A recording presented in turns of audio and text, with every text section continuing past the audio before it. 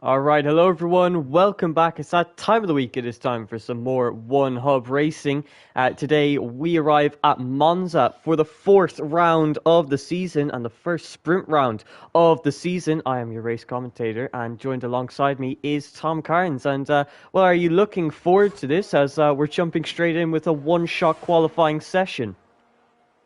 So the one-shot qualifying is pretty much everything, really. You want to get that one lap absolutely spot on and have absolutely no issues during the course of it. If you get a really good lap in, that's going to help you in the sprint and perhaps maybe later in the Grand Prix as well. I'm just looking at Futsal, who's just going through the Rettifilio chicane. Not the fastest way he's gone through there, but we've just seen a few drivers making mistakes already, and I've just seen Aero Specialist pointing the wrong way, so he's going to the back of the grid. Just seen Jamie and Jay Luke doing the same as well. Delta Hunter is just going through the Della Rocha chicane in the Red Bull. And we've got the two Lesmos coming up. Lesmo 1, nicely handled through there, very smooth. And Lesmo 2 wasn't too shabby either, so it's a really evocative circuit is Monza. 5.8 kilometres, and it has a really long history in terms of its staging of the Italian Grand Prix, of which Ferrari have won the most times at. But this is One Hub Racing as we watch Delta Hunter come towards the end of the lap. I know Speed Josh is currently fastest at the moment, unless Delta Hunter can find some time in the final part of the lap, the Curva Alvareto, as it's known as now, the last corner before the line, as Delta Hunter will line up fourth place on the grid behind his teammate Axelot. Speed Josh will be on pole position for the sprint. A great lap time there from Speed Josh, the only man into the 1 minute 19s, and he will be taking pole position for today's sprint race. If you don't know the format, obviously one shot qualifying decides the grid for the sprint race, and then the sprint race, the results of that will decide the grid for the main event itself. You can actually see here a lot of people disqualified from the session there, and that was obviously from invalidating their lap times. So Aero Specialist, P1 Peru, Casper, Jamie Met, J Luke, Speed Kai is a big surprise there. So a lot of drivers invalidating their lap times, but the top four is going to be Speed Josh, Lukey, Axoc, and Delta Hunter, all drivers who are very used to being at the front of the grid. We also have Colin Mason, who's currently only 2 points off of the championship lead, starting P5. Gazaman puts in a decent performance there to put himself P6, but obviously that one-shot qualifying session isn't going to be super representative of everyone's lap times, because you only get one lap, and one mistake can completely ruin your lap time, like we saw with a lot of drivers who invalidated their initial lap times. And as we arrive at the circuit once again for the sprint race, it is actually intermediate conditions out on track. So it's going to pose quite the challenge for a lot of drivers. Obviously, they had to deal with the wet conditions last time out in Japan, and it looks like they're going to have to deal with them once again. So, so far this season, the drivers in the P2 tier getting very familiar with the green-walled intermediate compound of tyre. But Speed Josh on pole position, and Delta Hunter starting P4 with his teammate Axlock in P3, and obviously Lukey up in P2, one of the drivers to win this season in the P2 tier, getting his win back in round 2 in Portugal, if I'm not mistaken. So he's up there in the top 4, and well, it's quite an interesting top 4. How do you think it's going to play out into what should be quite a treacherous turn 1 in these conditions?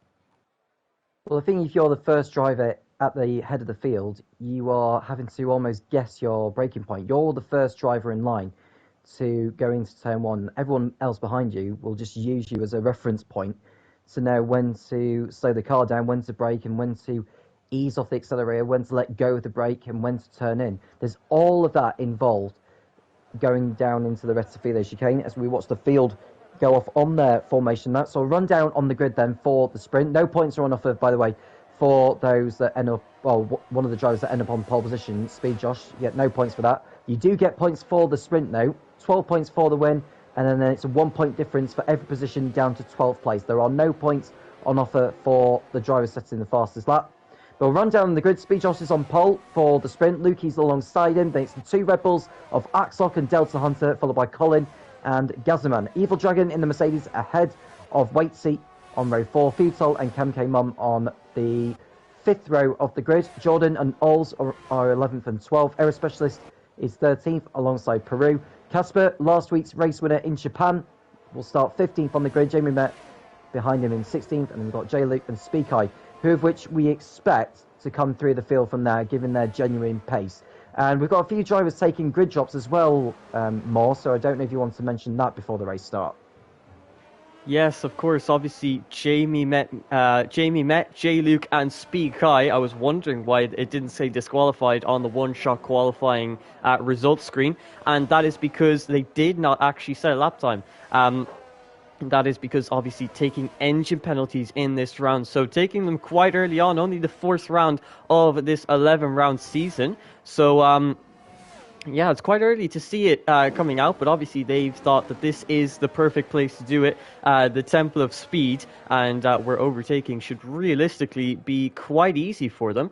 And let's hope that they can make their way through the field. And obviously, they only get a qualifying ban in the one-shot qualifying session, so they get to make up all the positions in the sprint race and then do it all again for the main event itself. So quite a good strategy there to take the engine penalties at this particular round.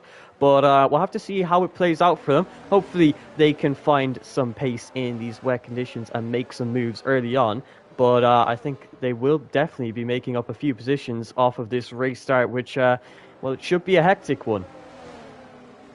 So the field are coming onto the grid now as we watch Speakai make his way onto the grid. He's performed a 180, or 360 I should say, as he's coming over the line. So we've got one thrower at the back and one at the front. And we're looking at Speed Josh with Lukey, who had a torrid time last week at Suzuka. He could do with a strong result here today, the race winner of Portimao 2 weeks ago. So we're just waiting for the red lights to illuminate, and we are ready for the start of this 9-lap sprint here at Monza.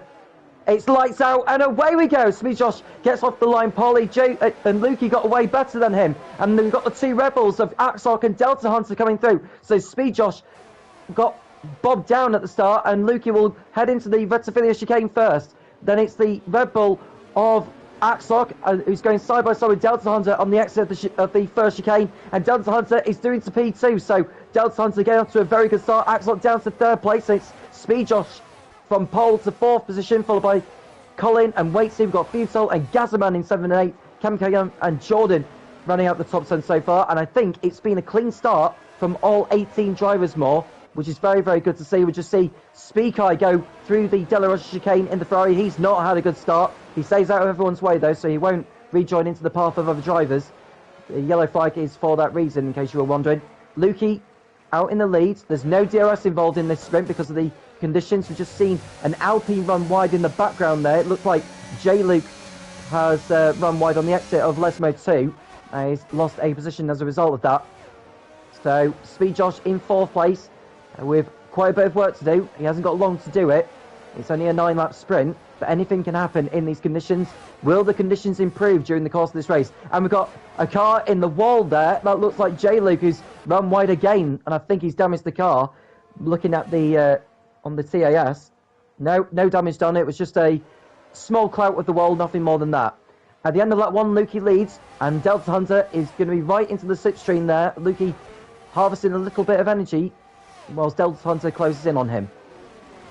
Yeah, it's not been the greatest of starts for Speed Josh, who falls down to P4. Obviously not warmed up and ready for these intermediate conditions. He finds himself 1.2 seconds off of the 3 podium runners. He's going to have to do a lot of work if he wants to catch up to the 2 Red Bulls and start battling out for a top 3 position and a top 3 race start for the main event itself. But Lukey will be pretty happy with his start. He goes from P2 to P1. Could not have asked for a better start there, and he is leading this sprint race ahead of Delta Hunter and Axlock. As you can see, most of the drivers having pretty much maximum ERS, as it's very easy to harvest the energy in these wet conditions. You're doing a lot more braking than you are accelerating, allowing these drivers to get the energy that they need to make the moves and and well, Delta Hunter will be trying to use as much energy as possible. He'll be gunning for that main event pole position,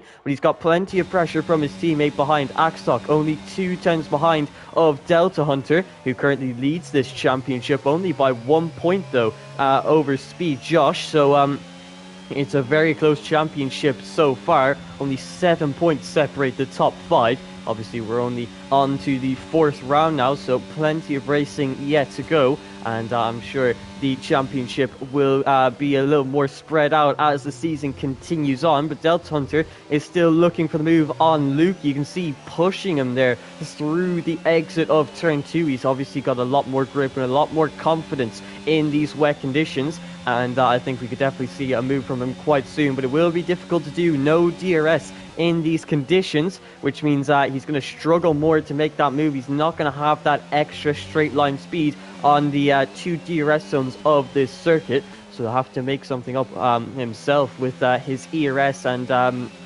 making sure that he's getting good exits out of each and every turn. Meanwhile, Speed Josh pushing on nice and hard. He is now within a second of the top 3. Doesn't mean he'll have DRS, but the slipstream effect will be amplified, so he's going to get a little more straight line speed because of that, and it gives him confidence because obviously he now knows that he is gaining and gaining to the top 3.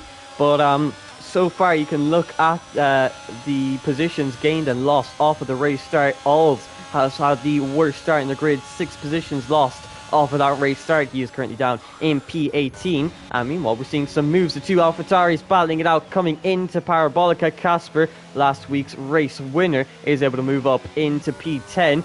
Waitsy actually makes a mistake there coming out of Parabolica. He's obviously had a moment of oversteer and he falls all the way down to P8. A shame to see, as I think he was all the way up in P5. So he now falls down to P8 and is on the back of Cam K Mom, and he'll have to try and push hard to regain the positions that he's just lost. Only 9 laps in this sprint race, and we are on the 4th, so not a lot of racing to go. Axlock is getting closer and closer to his teammate by the lap, and it's only a matter of time before he shapes up a move on his Red Bull teammate. And as you can see, coming into the first Lesmo, he does get close, but just not going to make a move into there. A bit of a risky play if you're going to try dive down the inside into either of these 2 Lesmos. But Lukey currently doing a great job out in the lead. He's able to hold back Delta Hunter and showing that he's got the pace to fight in these intermediate conditions. By this stage of the sprint, the drivers will have learned where the grip is at each corner that they tackle. So we expect Lukey to understand where their grip is, as will the Red Bulls. I mean, the Red Bulls are just using Lukey as a reference point as to where to brake, or when to brake I should say, and when to turn in.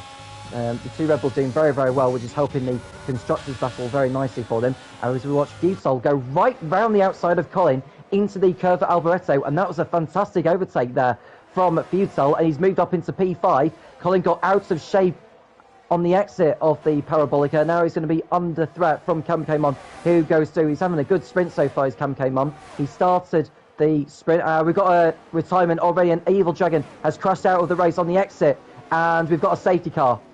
Safety car deployed because of Evil Dragon's accident on the pit straight, and this is going to bunch the field up quite nicely more. Yeah, definitely a big mistake there from Evil Dragon in the Mercedes. You can see that is on the exit of the final turn, so a lot of drivers seem to be struggling. Connor Mason obviously struggled out of there. Waitsy lost a lot of positions because of a snap of oversteer, and now Evil Dragon has put it into the wall on the exit. So that final turn in these conditions seems to be a lot tougher than it is in the dry. Obviously, you have to be so careful with the throttle as you're trying to apply the power as you're still turning into the turn. So it's quite a tricky one, and this wet weather only makes it more difficult. But the full course safety car is now released, and well, this isn't going to help quite a few of the drivers. Only 9 laps in this sprint, like I've mentioned before, and this safety car is going to take up about 2 or 3 of them. So it removes almost a third of the racing. So the drivers towards the back are going to struggle to make up those positions now, but obviously they have the advantage of being bunched up with the others ahead, so that's going to help out people such as Alls, who gets to now redeem himself by catching up to the rest of the grid, and hopefully he'll be able to make something work off of the safety car restart. But Lukey and the top three not changing positions too much. They've all kept their calm for now, but as we get closer and closer to the end of the sprint, I'm sure we can definitely see some moves coming their way. Waitsy in the Williams has now decided to box for a fresh set of intermediate compound tyres. So obviously not worrying too much about the track position, but also because he's got wing damage. So that instant on the exit of the final turn where he lost so many positions, he must have hit into the pit wall too, because he's had to come in to repair his front wing. And obviously he's decided that the full course safety car is the perfect opportunity to do so. Boxing outside of safety car conditions usually isn't going to help you too much in a sprint race, as there's not too much time to catch up to the rest of the grid. Himself, J-Luke and Alls all come into the pit lane. Obviously they must have had wing damage too, but they come out P15, P16 and P17 and are going to be getting themselves to the back of the grid, which will be nice and bunched up for them. So hopefully they can make some moves off of this safety car restart. If we take a look at the position changes, you can see Casper, last week's race winner, struggling a little bit in qualifying. He qualified P15 after invalidating his lap time, but he's now made up plenty of positions and finds himself in P8 on the back of the Mercedes of Cam K. Mom. He's doing quite nicely for himself in this sprint. Another man who's doing quite nicely, Futile Rydog, who started this race in P9, finds himself in the top 5 and battling with the Ferrari and the two Red Bulls, and also Lukey in the race lead in the Williams. So the likes of Futile Rydog, Casper, and even Speed Kai and Jamie Met have had good starts, but obviously Speed Kai taking his engine penalty, he's not going to really expect to be scoring too many points in this sprint, although you do get points all the way down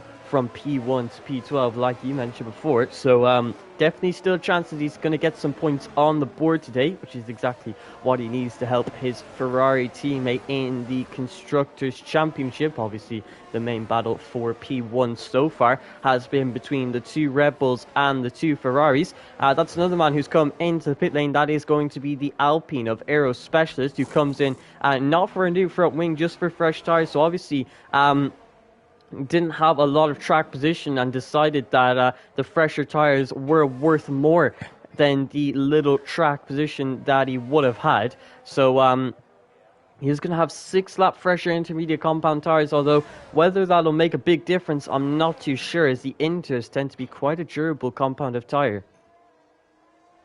He got a time penalty as well for speeding in the pit lane, Aero Specialist, which is silly to get in my point of view, because he's not going to really gain any time or positions really by going in as quickly as he was doing. It was probably a narrow misjudgment in terms of the speed of which he entered the pit lane, but it's still not very good to get a penalty. It's definitely not at this stage of the sprint.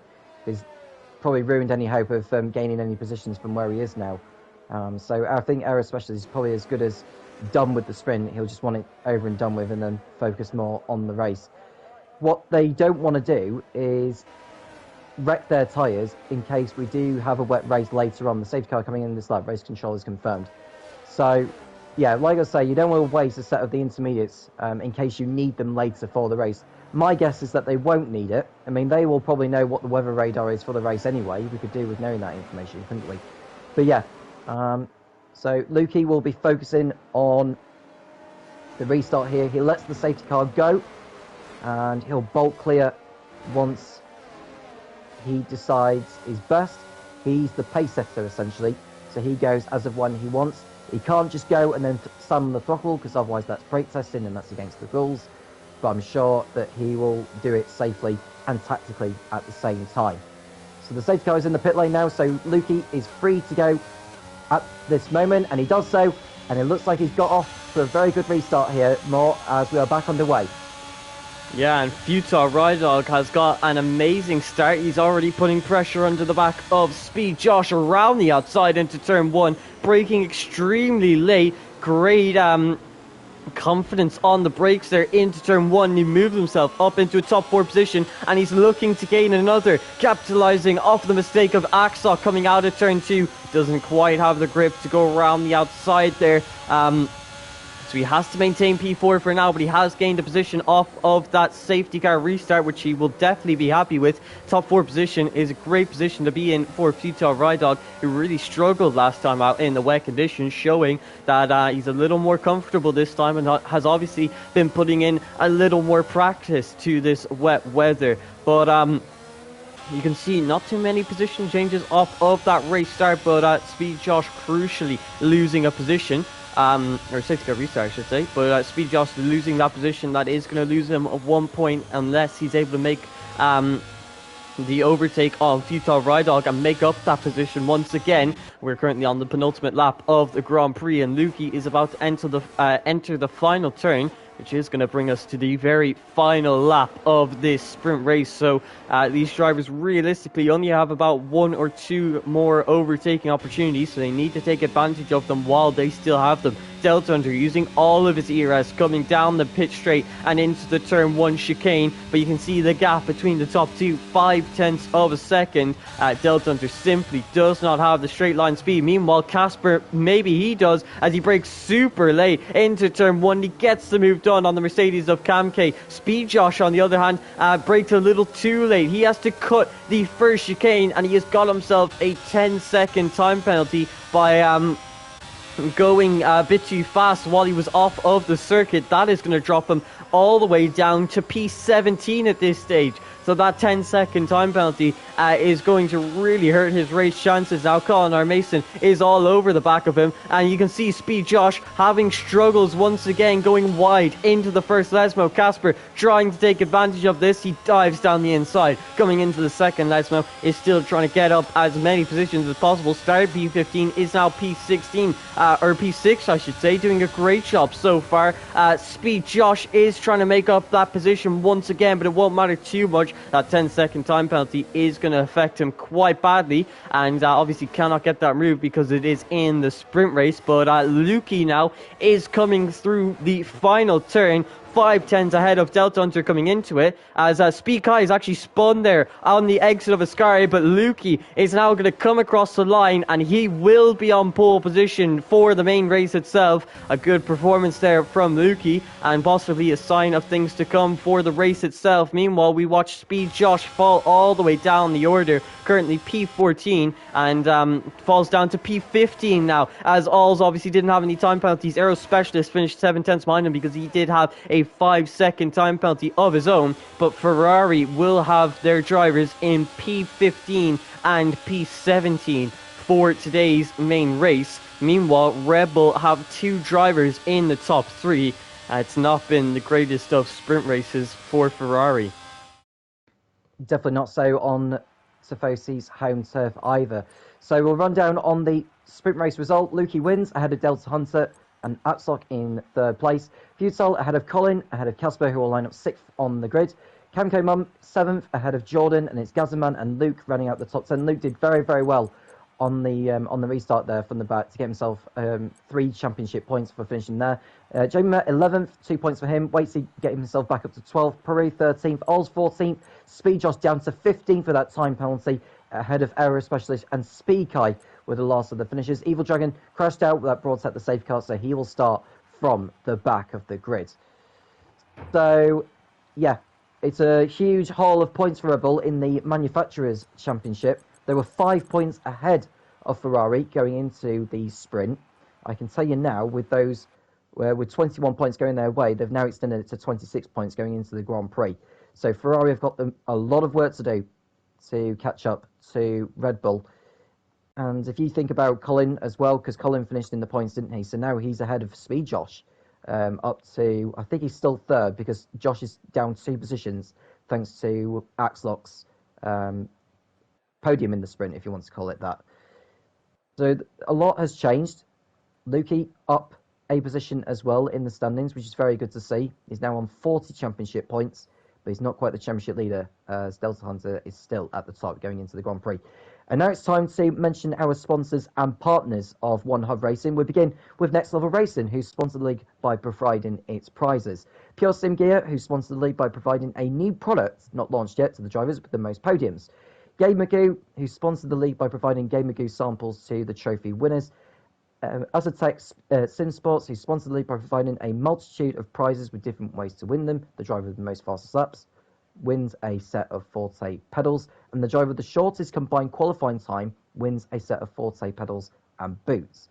The partners of One Hub Racing, we've got Vespertine, who partner up with the league with the official apparel.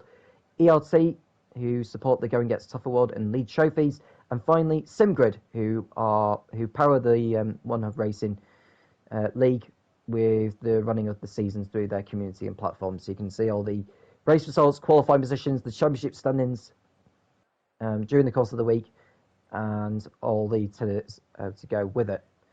And to my understanding, I'm just looking to see, because I just received like an invitation to a lobby, I think. But I think we are still in the same lobby. So the formation lap is about to begin anyway, more. So just looking on last week's result in Japan, because I was looking at some post-race interviews or pre-race interviews for Monza, and Delta Hunter was asked, with this, we are getting to the point now where a few racers may consider an engine swap. Do you have an idea of when you'll be taking yours? And he said, almost.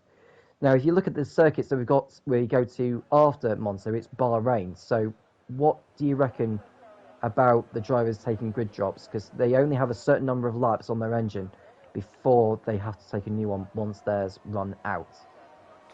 Yeah, I think Monza, for the three drivers that did take it at this round, that would be J-Luke, Spee Kai, and one other that I'm forgetting there. But obviously, taking it at Monza is quite a good strategical decision, because with the two DRS straights at this circuit, it makes overtaking quite easy to do, and sometimes you can even accidentally make an overtake even if you're not trying to. That's how powerful the DRS is at this circuit. So it's definitely a decent place to take it. Bahrain is obviously another good track. That pitch straight gives you a perfect overtaking opportunity coming into the first turn one hairpin. So there's going to be a lot of places where the drivers can take their engine penalties. Monza, like I've said before, definitely a good place to take it. But the question is, are their engines now going to last until the very end of the season? Because obviously they've taken it quite early on. I think a lot of drivers will be taking it a little later on in the season. So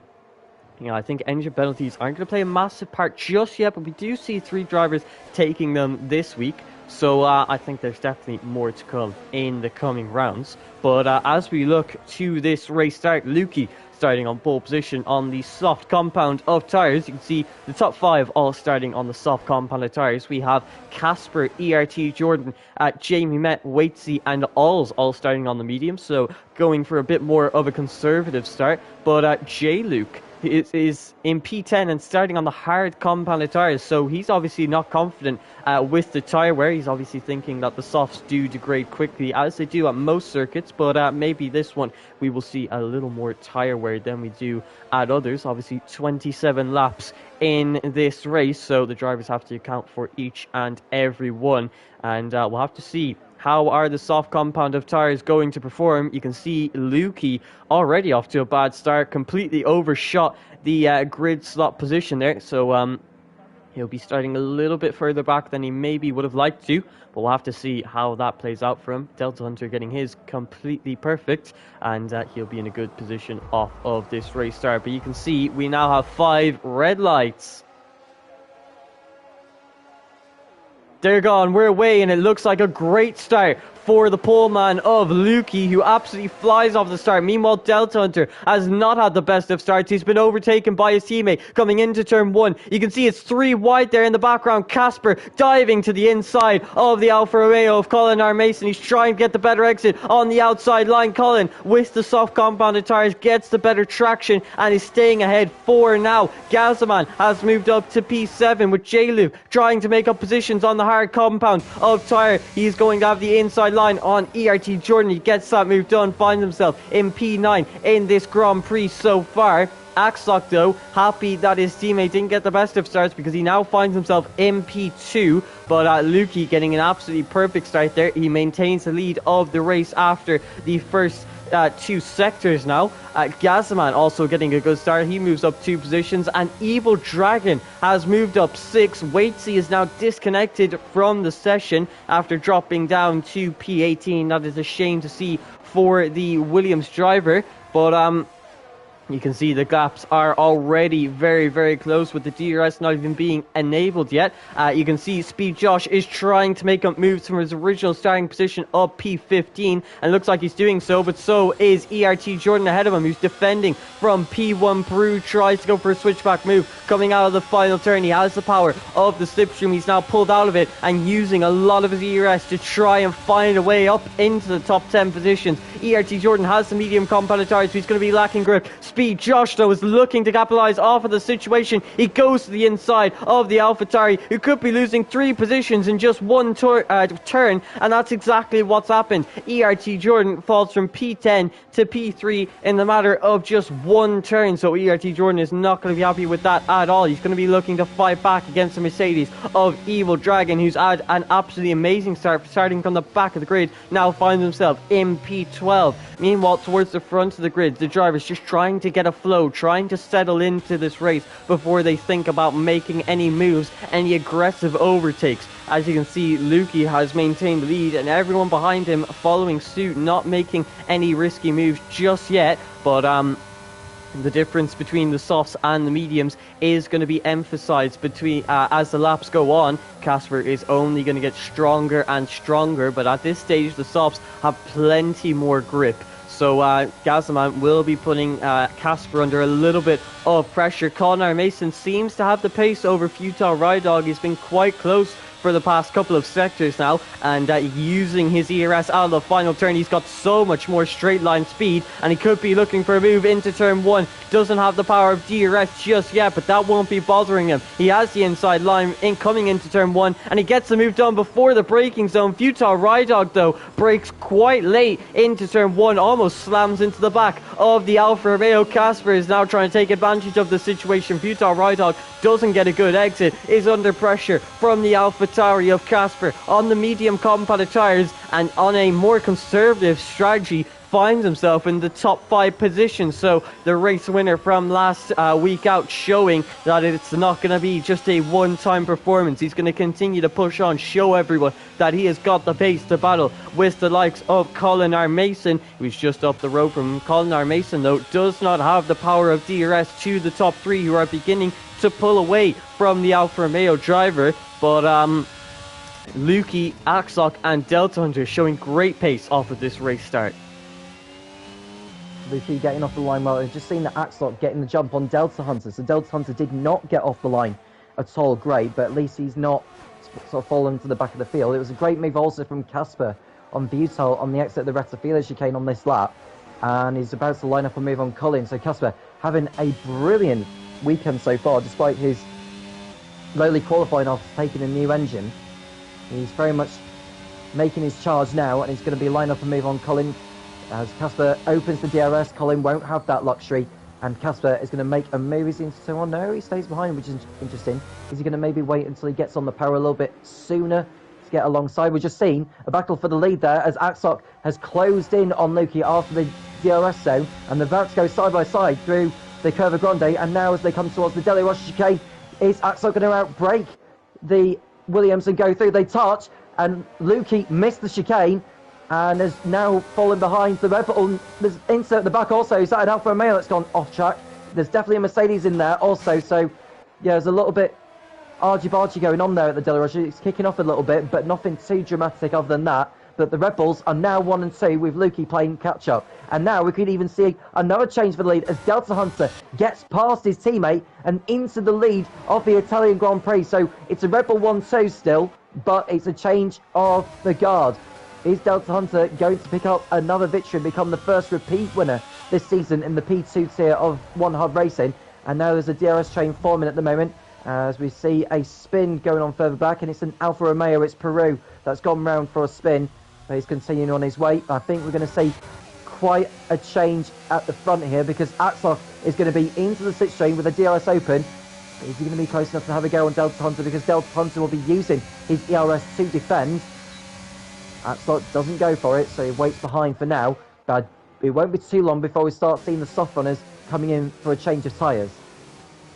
Yeah, definitely not, but Delta Hunter finds himself in the lead of this Grand Prix after not having the best of starts off of the grid. You can see that's the Ferrari of Speed Kai now, who's made a mistake coming out of turn 1 and 2, and he finds himself down into P16 and under pressure from the McLaren of Alls behind him. Meanwhile, his teammate Speed Josh has had a good start off of the first 5 laps now. After starting P15, he has moved all the way up into P7, currently 2.8 seconds off of the top 6, but he'll be pushing nice and hard to try and catch up to those guys. You can see Axoc is very, very close to the back of his teammate, and like you mentioned, Casper, J-Luke, both drivers, and obviously Speed Kai as well, but Casper and J-Luke in particular, both drivers who took engine penalties, now find themselves in points paying positions. So that just goes to show the amount of overtaking that's been going on at this Italian circuit, and it has allowed Casper to really use his engine penalty strategically. Now we see Axoc using the power of the slipstream. You can see didn't even use any of his ERS, so that's what I was saying about accidental overtakes. He just had way too much straight line speed, couldn't stay behind his teammate, and was forced to make the move coming into turn 1 and 2. He is now in the lead of this Grand Prix, and he'll be using a little bit of his ERS to see what he can do out in front. Casper, though, on the medium compound tires, which seem to have a lot more grip than the softs now, to the inside line coming into turn 4, and Colin R. Mason not able to defend that one. He concedes the position and falls down to P5, but Casper is going to go on a little bit of a charge now. The soft compound tires are starting to wear out, and the drivers have to consider boxing, like you mentioned before, and if they don't box, they'll be losing a lot of time to the likes of Casper and even J-Luke on the hard compounded tires. Meanwhile, Speed Josh has been doing a great job to gain about a second in just 1 lap. Evil Dragon in the Mercedes, you can see his rear tires absolutely cooked. He is going for a couple of spins in the middle sector, and we now ride on board with Casper in the slipstream of the Williams of Lukey ahead of him. And he's not going to look for a move just yet into this final turn. He's going to wait for his opportunity, which is going to come on this very pit straight, using his ERS out of the exit. And Lukey deciding to come into the pit lane. Delta Hunter not going to double stack with his teammate. He has to stay out for 1 more lap on these worn soft compounded tires. Axoc, Lukey, both drivers on the softs who've decided now is the time to box for some fresh rubber. And hopefully they'll be able to gain a little bit of time with that undercut. But they're going to struggle with the cold tires in the initial phase of their stint. You can see Axoc currently down in P12 with Lukey just behind him, but they have come out in a pocket of clean air, so they will be able to push as freely as they like. Axoc into turn 1, you're going to be able to see how little grip he has on these cold tires, and you can see how slow he is through the turn 1 and 2 chicane. But as he generates heat into the softs, he will be going faster and faster by the lap.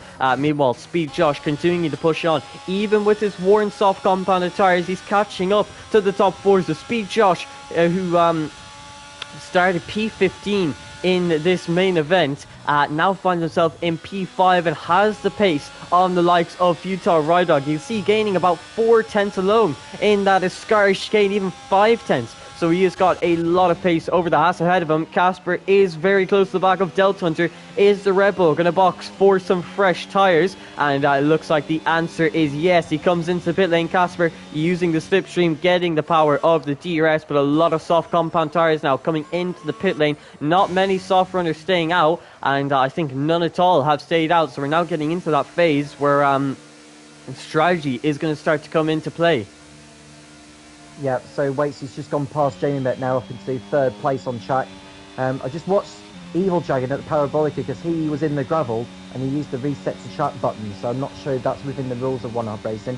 I may be wrong, but that's what I saw anyway. As Delta Hunter comes out, there's Axoc going side by side with him into the Rettifilio, and it's the driver in the car number. I'm just trying to see the car numbers on the cars because the Red Bull drivers are different ones. Oh, there's contact! third line. Lukey nearly tangling with Delta Hunter as they came through the Curva Grande, or entering the Curva Grande, and that saw nearly the pair of them off. And Lukey diving to the inside there, look. He needs to be careful with the other Red Bull ahead of him, but he's managed to get in front of Delta Hunter. So Delta Hunter down to 8th place on track, effectively second once all the pit stops are done. But Lukey is very much making his move now and going after Axlock as Evil Dragon gets another penalty for track limits.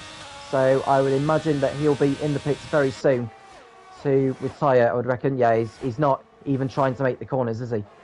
So we go back to the battle, what is 6th on track. And yeah, I think Evil Dragon may as well just call it a day and get in the pit lane and go, because we can't keep seeing the driving that we are seeing at the moment from him on track. I think we saw it a little bit last week in Japan, where he kept, spinning the car around and just... I think it might have been a different driver, actually, thinking of it. I think it might have been Futile last week, wasn't it? Not Evil Dragon, so my apologies. But yeah, we want to go back to the battle between Axlock and Lukey, because this is an important battle in the race. Lukey not quite going for it yet, so he waits behind before they go into turn 1. Speak over the fastest up of the race. He's beginning to set some good pace. He made an early pit stop, actually, did Speak and he's making the most of it. So he's having a good stint so far, but he's still down the field in 15th place. Josh is 11th at the moment. His mediums are younger than his teammate, and he's been having a good one so far in this Italian Grand Prix. Can he go after Futile and Colin and make up a few positions on track? Yeah, it's been an absolutely mega drive so far from Speed Josh. Even after his mistake in the wet conditions in the sprint race, he's making up for it in the main race itself. Currently on the back of Futile Ride Dog on the way into the Ascari chicane. And he's gained a lot of time on the Hash driver, and he's now going to be shaping up a move soon enough. Another man who's shaping up a move is the Williams driver of Lukey, getting very close into the Ascari chicane. You can see a little bit of oversteer and a slide of the rear end, but able to keep it on track and making sure that he has the good exits that he needs to make the move on the Red Bull driver ahead of him. And as we come out of the final turn, Lukey is going to be using the ERS. He's going to enable the DRS after the start-finish line. He has the power of the slipstream. He's got everything working with him to make the move on Axlock. And as we come into turn 1, he has the outside line, trying to brake as late as he can. And he swoops around the outside with change to the inside for turn 2. A great move there from Lukey. Puts him P6 so far in this race. Axlock, though, will be finishing ahead of him because of that time penalty if everything stays as it is. Although I'm sure we can expect more warnings and possibly even time penalties to come as we enter the latter stages of this Grand Prix. And one place where you can very easily get a warning is this first Lesmo. You want to extend the track limits as much as possible without getting yourself a warning. And you can see how close Axlock is actually getting to the track limits themselves. So absolutely pushing his car to the limit to gain as much time as possible on the Williams ahead of him. Meanwhile, Colin Mason has been very, very close to the back of Delta Hunter, but sadly stuck in this DRS train, hasn't been able to make a move. One man who has been able to make a move is Gazaman on the likes of Cam K Mom, who's on old soft compound tyres now. Gazaman moves up into P12 and will hopefully be looking to maintain that position. Waitsy is the first of the medium runners to box for some fresh tyres. Let's see what kind of compound is he going to go for, the softs or the mediums, and it looks like he is boxed for a set of hard compound tyres. So a very interesting strategy indeed. You can only assume he'll be spending about 15 laps, or not 15 laps I should say, 14 laps on these hards before coming in for a final stint on softs. You can see wheel spin there out of turn 2 for the Red Bull of Axlock. This has given Lukey the better exit, but Axlock defending his position with the power of ERS, making sure that he stays ahead coming into turn 4. One man who's looking to get ahead into turn 4 is ESW Colin Mason, who puts Delta Hunter offline, but not able to take advantage of it on the exit of turn 5 there. And as we enter the day, first Lesbo now, Axlock still leading this train. And you can see the top 4 all yet to box. Casper and J Luke, two guys who were taking their entry penalties this round and are currently in a great position in this Grand Prix. Casper, though, 10 lap old mediums. I'm not too sure how the mediums last at this circuit, but I think by memory it's about 12 laps. So Casper, Jamie, Met, Alls, they all have to consider boxing soon enough. but we'll see what kind of strategy are they going to go for. Are they going to go for a medium soft? It'll be quite risky with the tire wear, but definitely doable if they conserve the tires in the right ways. You can see Colin Mason is extremely close coming out of the final turn. He's using a lot of his ERS now. He wants to get this move done. The DRS is enabled. He's pressuring Delta Hunter, but not enough just yet. Coming into turn 1 and 2, Delta Hunter defending the inside line. This is allowing Colin Mason to pull alongside into turn 1, but he's broken a bit too late, and he now loses the advantage that he once had. Futile Rydog making the move on Speed Josh, getting a better exit out of turn 2 means that the Haas takes P9, but Speed Josh isn't going down without a fight. He's taking to the outside line coming into turn 4, and Futile Rydog absolutely sends it coming into turn 4. A bit of contact there with Colin Mason, which loses him the position to the Ferrari of Speed Josh, but thankfully is able to keep it on track, and that is what is going to be most important to him. He maintains himself into a top 10 position, but sadly loses that position from Speed Josh after going for a bit of an ambitious move on Colin Mason. I'm not sure if it was an intention of his, as obviously he was defending from the Ferrari of Speed Josh, but nevertheless he now finds himself in P10 in this race. Meanwhile, Axlock was able to get ahead of Lukey, and is currently P1, or not P1, a net P1 in this race. Obviously P5 on track, and only 2 seconds off the back of the McLaren of Alls. So could be getting DRS soon enough, although as I say that, Alls comes into the pit lane for some fresh tyres. We'll have to see and keep an eye on what compound he will be going to in this race. But so far, you can see one of the big issues at this circuit. Even though there's only 2 DRS zones, the DRS train is extremely hard to deal with, and moves are becoming few and far apart, although we are seeing plenty of action. And actually, as I was saying that, Gazzaman has cut the turn 1 and 2 chicane and has got a 5-second time penalty for doing so, and is now behind Aero Specialist, so he's not going to be too happy with that. But yeah, a lot of the drivers really struggling to overtake because of the DRS now. That is very true, and you know, Lukey's stopped behind Axlock is continuing to pull away nicely ahead of this queue. Just to mention, every driver has to pit twice in this race. In terms of which compounds they can switch to, it's down to them, but they must make at least 2 pit stops during the course of this race. So Casper, even though he's far out in the lead at the moment, he's still yet to make a stop. He still has to make 2 stops. A lot of the others only need to make 1 now, and we've got a issue in sector 3. That's Luke.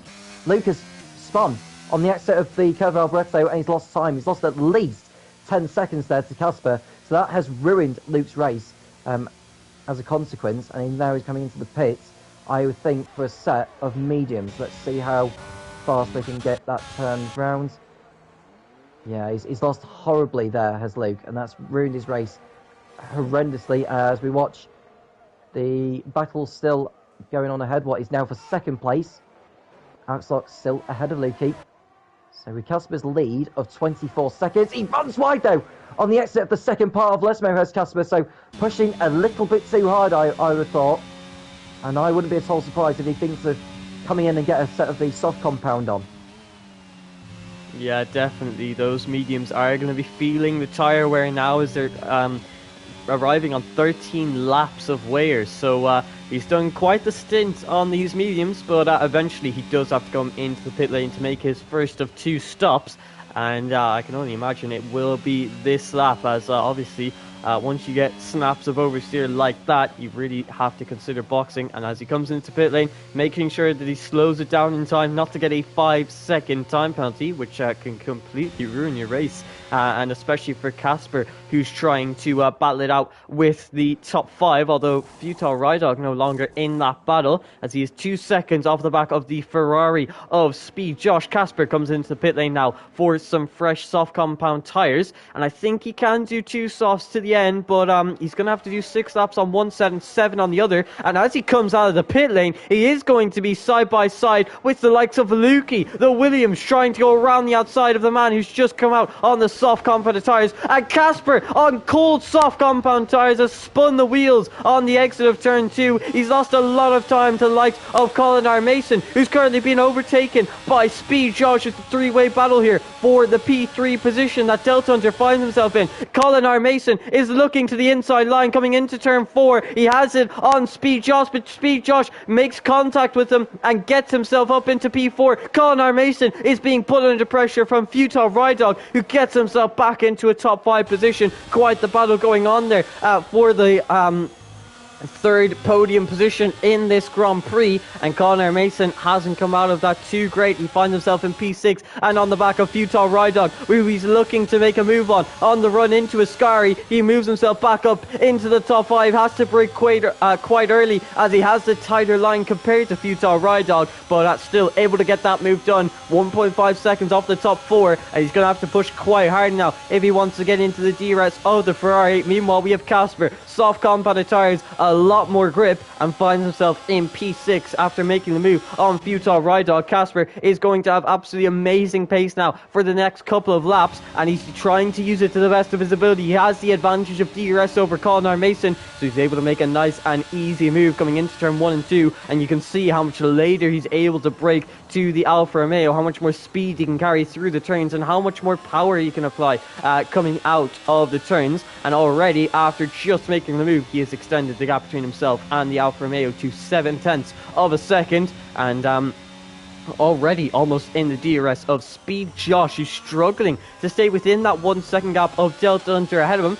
Still has the power of DRS 4 now. One man who does not is Lukey in P2, 1.2 seconds off of Axel, who's pushing as hard as he can to continue to extend that gap to the Williams behind him. Meanwhile, we have Delta Hunter on the back of Lukey. He's just got so much straight line speed. The power of the DRS not doing him any favours, as he's going to have to make an awkward move into the Ascari chicane. Thankfully, Lukey conceding that position and picking his battles wisely. He falls down to P3 now with his 3-second time penalty.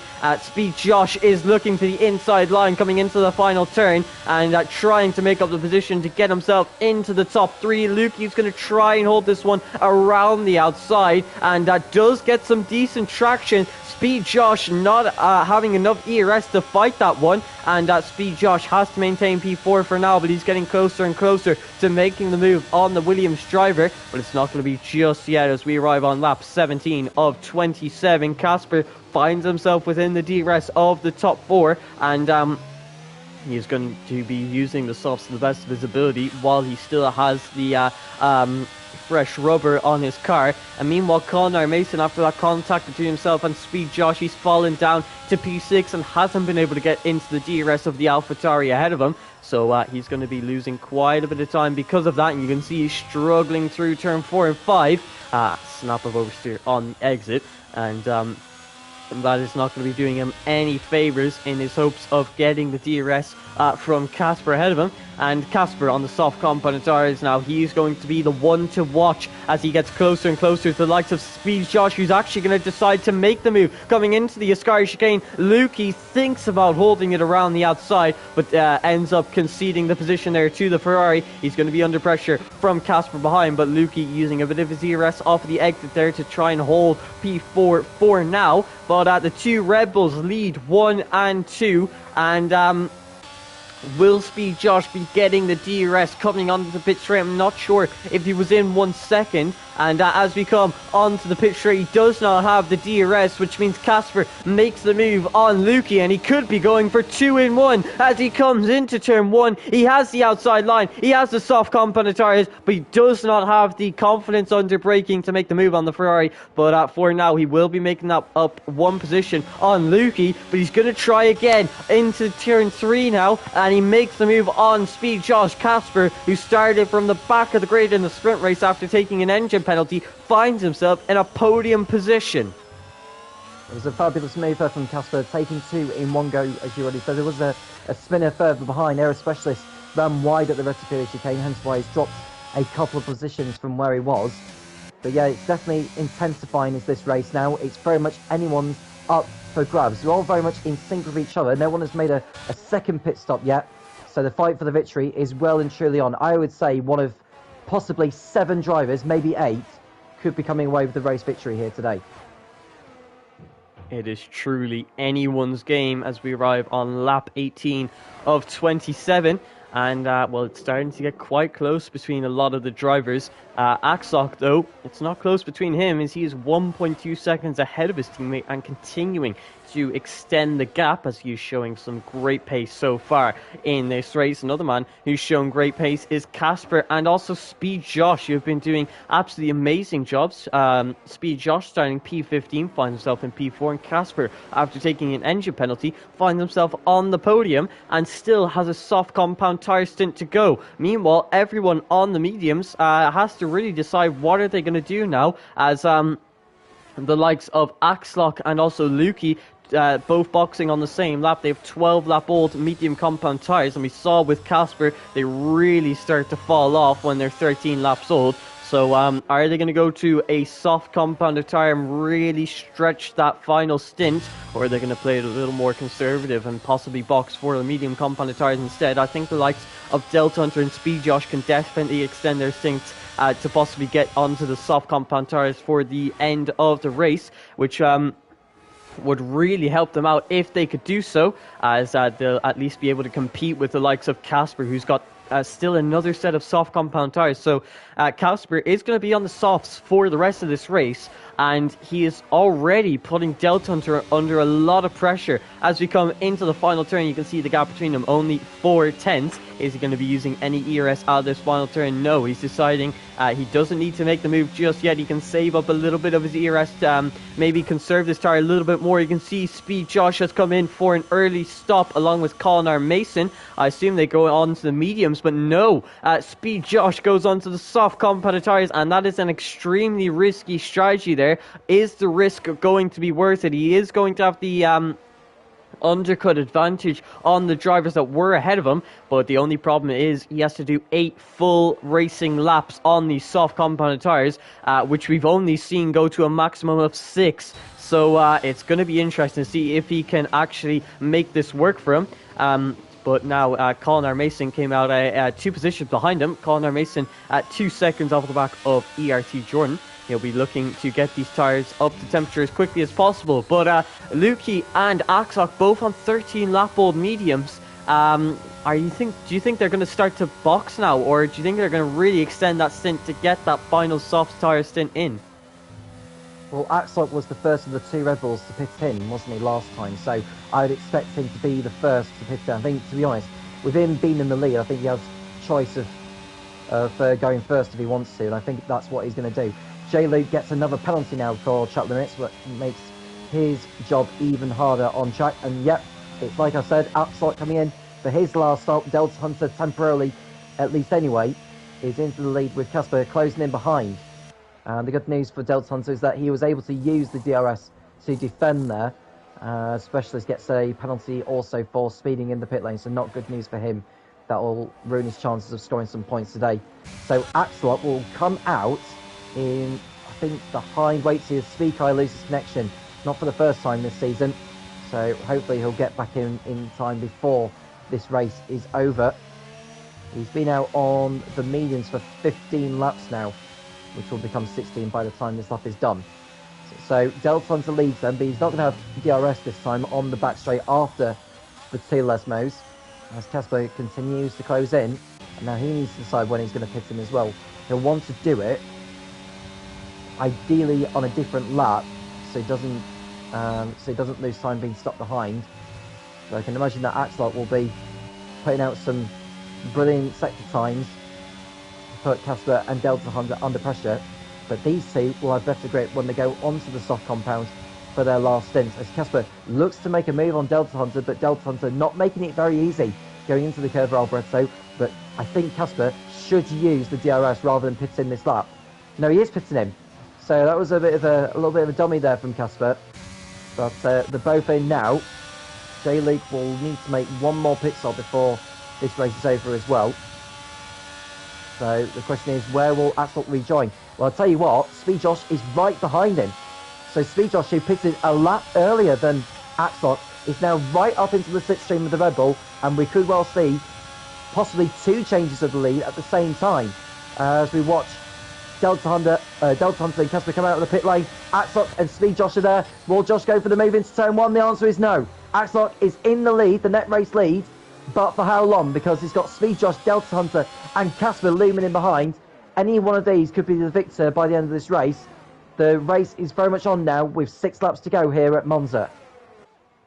There have been some really impressive performances so far, and as the drivers look to top off those performances with a good result, obviously Axok is going to be in the net race lead. The net top 4, I should say. Getting confused there. Obviously, Speed Kai yet to make his final stop of the race. But the net top 4, all with 0 seconds of time penalties. All of them on the soft compounded tyres. It's a completely even playing field, bar a couple of laps of wear difference. Obviously, Speed Josh 2 lap older tyres compared to Delta Hunter and Casper.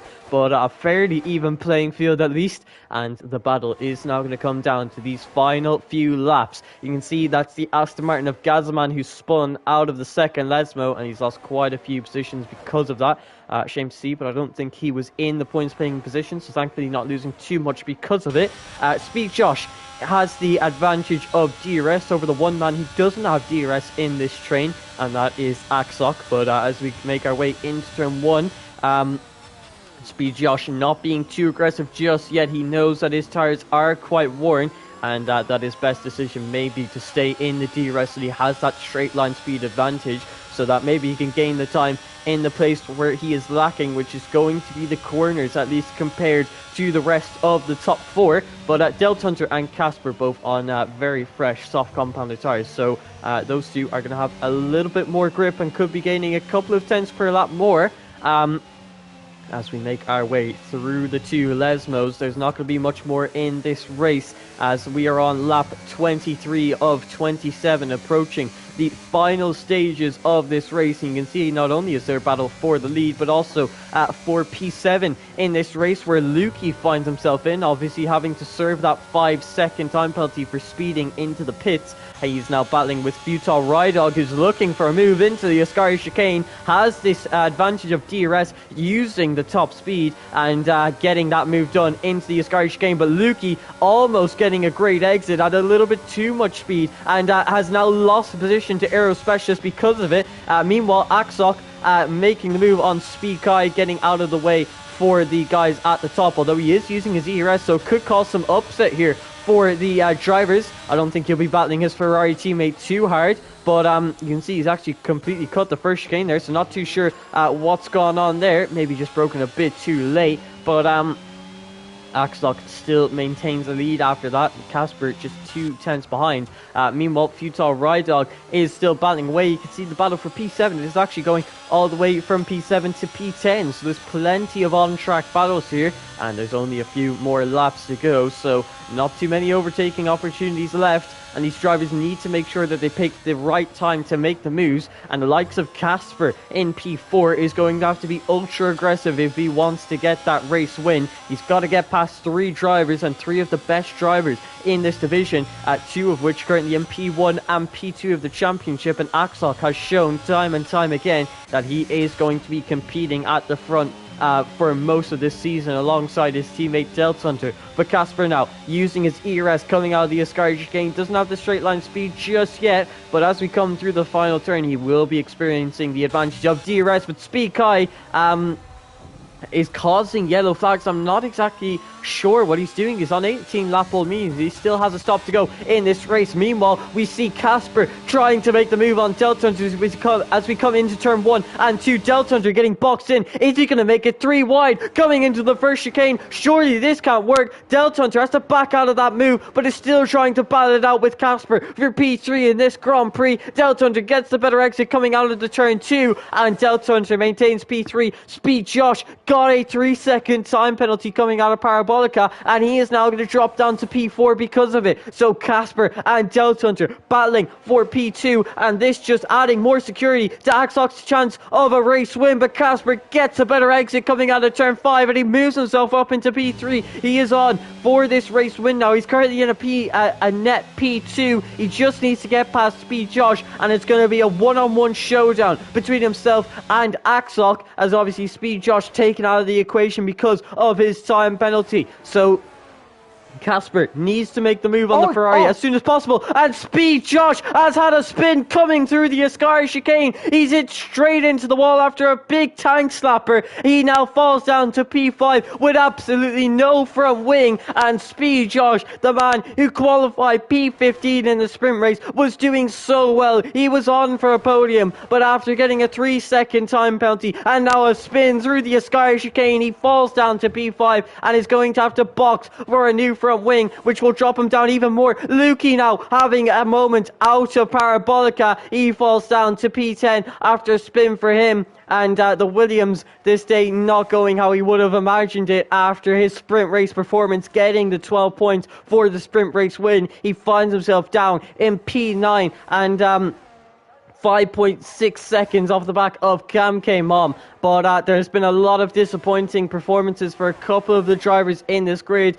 Two in particular, obviously Lukey and Speed Josh. But one man who has not disappointed this race is Casper. We are on the penultimate lap of the Grand Prix. There are only 3 more DRS zones to go. And Casper needs to make the most of all 3 of them. Coming into Ascari, his red light is flashing. He has got just about 10% ERS. Axel on over 50% ERS. This is going to be a monumental challenge for Casper.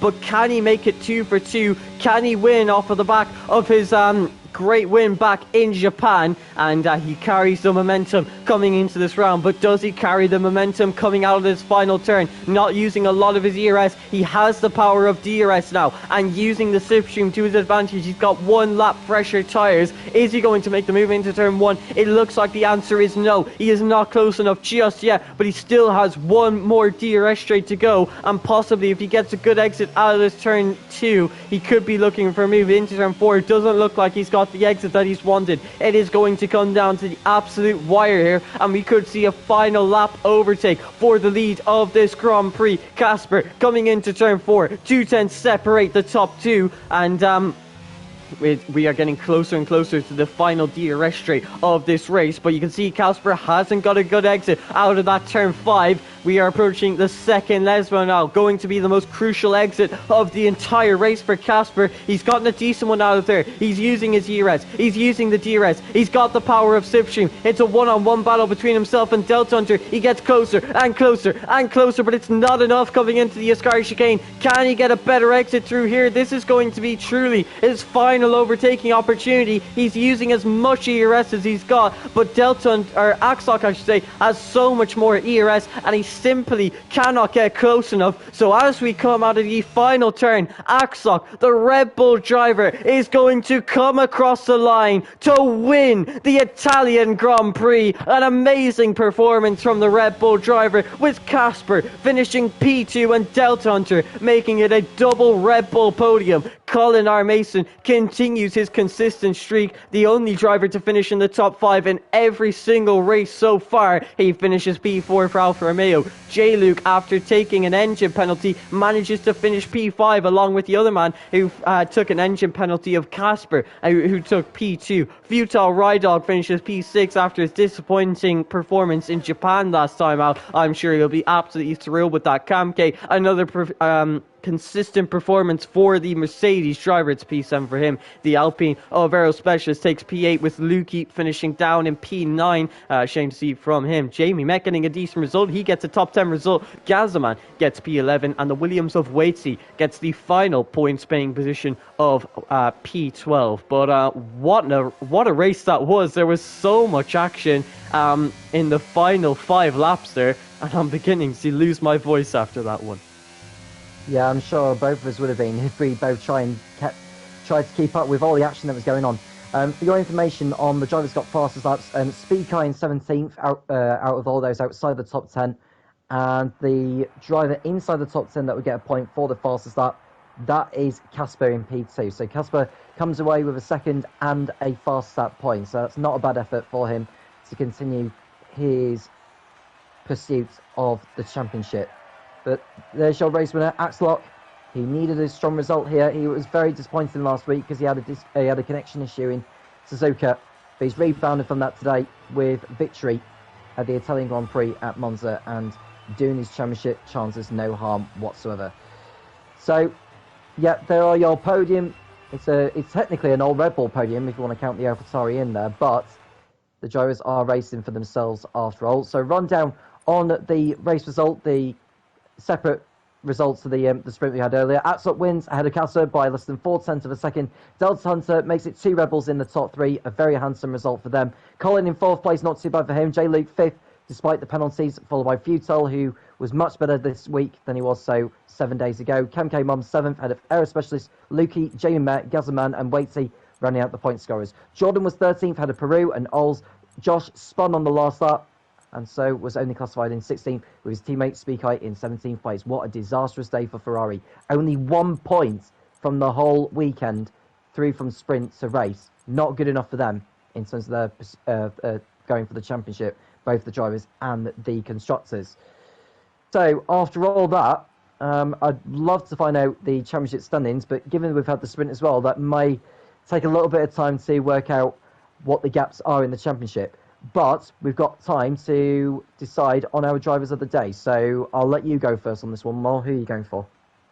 Well, it's definitely a tough decision. We saw a lot of great performances there, especially within the drivers that were in the top 3 at the very end. But if I had to give a driver of the day to just one of these drivers, it would have to be the AlphaTauri of Casper, the man who took an engine penalty for his one-shot qualifying session, started from the very back of the grid just to move all the way up into P6. An amazing performance, not only in the sprint, but he was able to back it up in the main event itself, gaining 4 positions to finish in P2 and losing out on the race win by just 4/10 of a second. Casper, after winning last time out, showing that he had the momentum and he's got the pace to launch a championship campaign here, and he could be one of the big contenders now for the rest of the season. He's got a little bit of ground to make up, but I think he could definitely do so. And I was, if I had to ask him one question coming out of this round, I should say, it would be, coming into this round, did you feel confident that you were going to be able to make up the positions even after taking an engine penalty? And, well, did you ever expect to be on the podium? But if you had to give a driver of the day to one of these drivers, and I'm sure there's plenty to pick from, who would you choose? I'm going to go for Axlock. I just like the way he managed to defend his race lead, managing his ERS battery very, very nicely, saving some for the end of the race when the fuel loads were very low from the likes of Speed Josh, from the likes of Casper, and also Delta Hunter.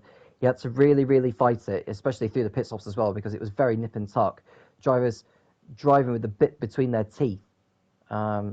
Through all that, so it was a massive win there for Axlock. And my question for Axlock is, that was a very intense ending to the race. Any one of those 3 or 4 drivers could have passed you for the race win. You could have ended up with a race win. You could have been off the podium. You could have ended up with nothing at all. But you withstood the pressure. Has that increased your confidence going forward with these battles, and of course for the World Championship? So that would be my question for my driver of the day, going to Axlock, especially after his connection issues last week in Japan. That dropped him well down the order, out of sync, and he only collected 2 points as a result of it. But today, he collected a big haul of points, including what he got from the sprint. So I'm sure that will help him in regards to the championship. So it's time to sort of conclude today's broadcast with our sponsors and partners more. So would you like to go for it and mention them for us? Obviously, we're going to start with the main title sponsor of One Hub Racing, and that is Next Level Racing, who provide all of the prizes here in One Hub Racing for all of these drivers who decide to compete in this competition. But actually, if I'm not mistaken, I think we already have mentioned the sponsors just before the main event itself. So I think we'll skip over that and just end it here. But if you did enjoy this race, and it was quite an exciting one, and the P2 tier showing for the 4th week in a row that they do not disappoint in this season of racing. And well, Monza, a track that is great for overtaking, mixed with these talented drivers, made for one of the most exciting rounds of the season, and the sprint race thrown in there was definitely an added bonus. But I hope you did all enjoy that, and I definitely hope to see you next week for hopefully more action like this, but if we're basing it off of the last 4 rounds. I'm sure there will be plenty more to come in the next round of Bahrain, which never disappoints to provide some great racing action. That is going to be all from myself, More Games, and my partner Tom Carnes, and I will see you all next week.